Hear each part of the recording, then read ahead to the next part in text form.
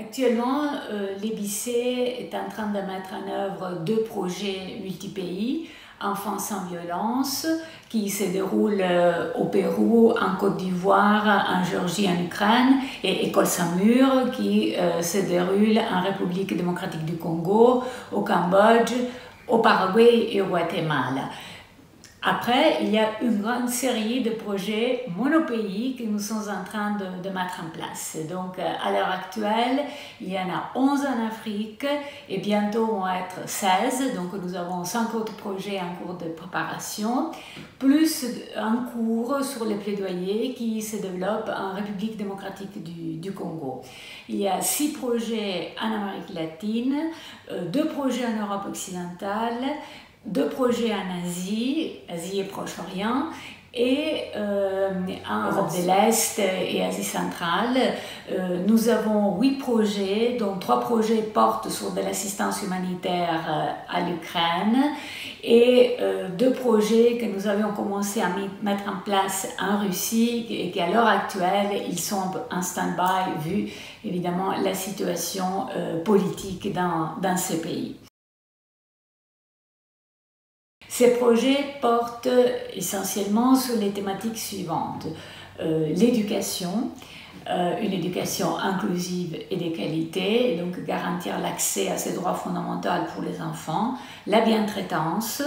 les activités génératrices de revenus, que ce soit pour les adolescents, donc avec un pendant de formation professionnelle, mais aussi pour les familles, pour qu'elles retrouvent leur dignité, un revenu que leur permette aussi après de faciliter également la continuation de l'école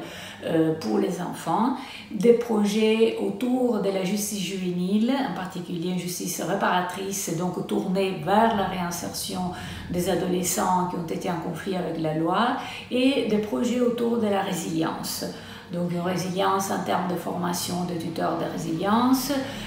mais également une résilience communautaire et institutionnelle. Des contextes de vulnérabilité, des contextes qui se voient les conditions de vie aggravées par les conséquences de la pandémie et par la guerre en Ukraine. Donc, y compris dans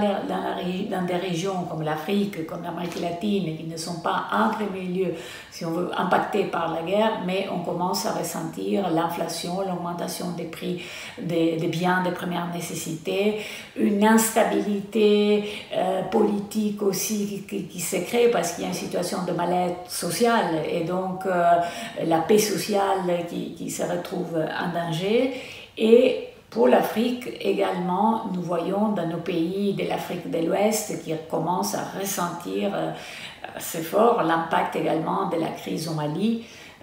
donc dans la région du Sahel plus en général, avec des déplacements massifs de population, que ce soit à l'intérieur de la région, que ce soit aussi à l'intérieur même d'un pays, des zones rurales vers les capitales, mais également en Amérique latine, la situation au Venezuela, l'instabilité politique en Colombie, une certaine incertitude aussi au Brésil en vue des prochaines élections font que ces déplacements des populations avec tous les déracinements physiques mais aussi psychologiques comportent pour les personnes en situation de vulnérabilité et de précarité économique.